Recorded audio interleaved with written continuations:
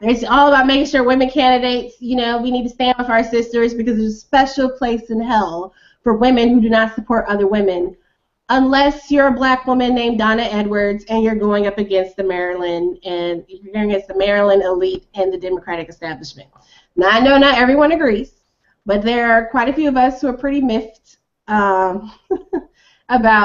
the hypocrisy, basically, right? We have been getting it shoved down our throat for. I probably am going to hell, you know what I'm saying? And if I'm not already in hell with the rest of you, then I'm definitely in purgatory right now.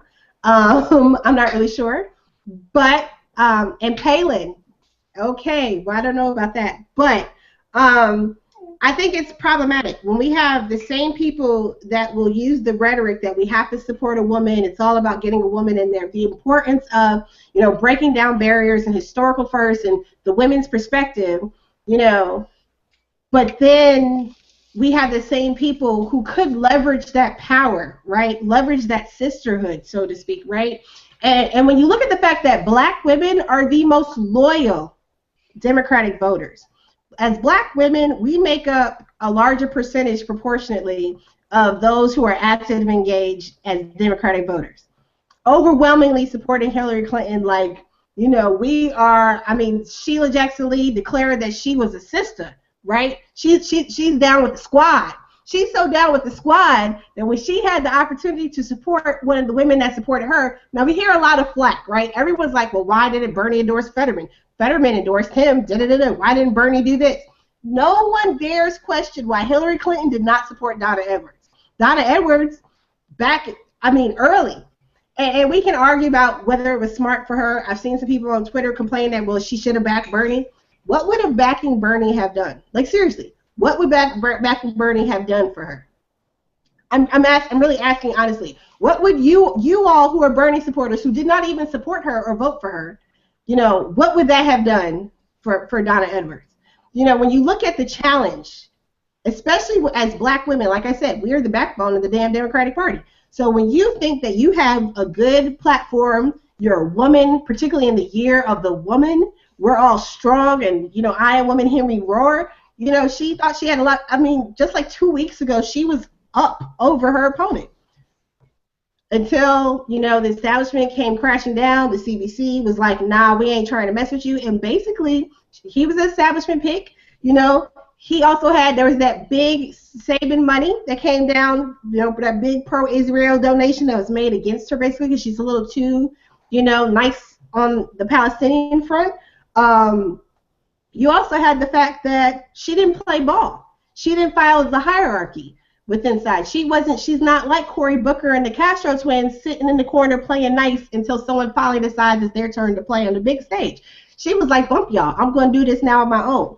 Again, whether you particularly care for her or not, but, could there have been some benefit to her working with the working with Bernie campaign? I don't know that the campaign was even set up when she announced in May to help anyone else, right?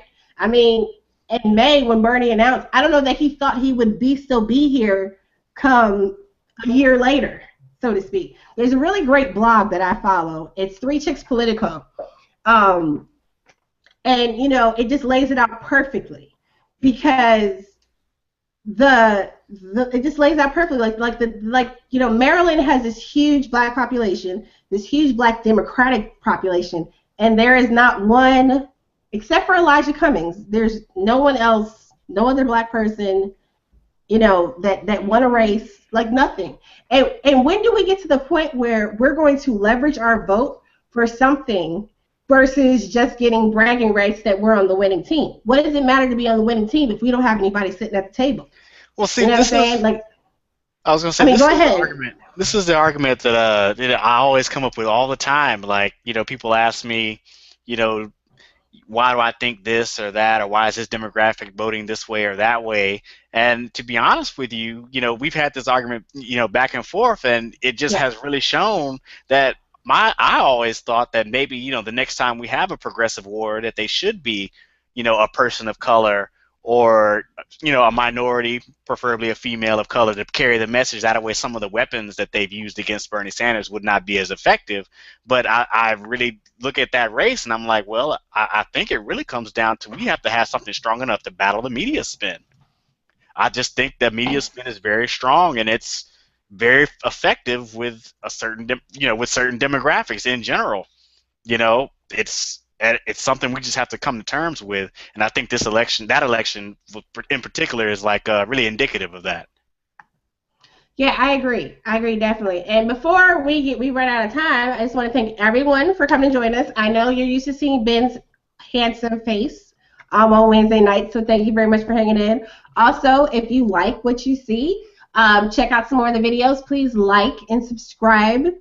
Help Ben, the Benjamin Dixon Show, get to 10,000 subscribers. Also, if you are feeling like fabulous and awesome and want to donate to progressive media, become a Patreon. Consider supporting the Benjamin Dixon Show. The Progressive Army, you guys go check out progressivearmy.com. Awesome source. We have a team of fantastic writers. Shout out to the live production staff who are keeping us on track this evening. It is really interesting. I guess someone else brought up, this is the second or third time Kamala Harris has been brought up. I think there's a difference. If you happen to be one of the chosen ones, if you're anointed, and we agree that it's your time, we're going to let you run your race, but you have to wait over there. I think that we need to break out of that. Who gets to decide? Why do you get to decide whether or not I'm good enough to run because you have the person you want to put forward? I think in her case in California, I don't think that there is a establishment darling that they want her to stand out the way for. I think she is the darling that they're hoping for.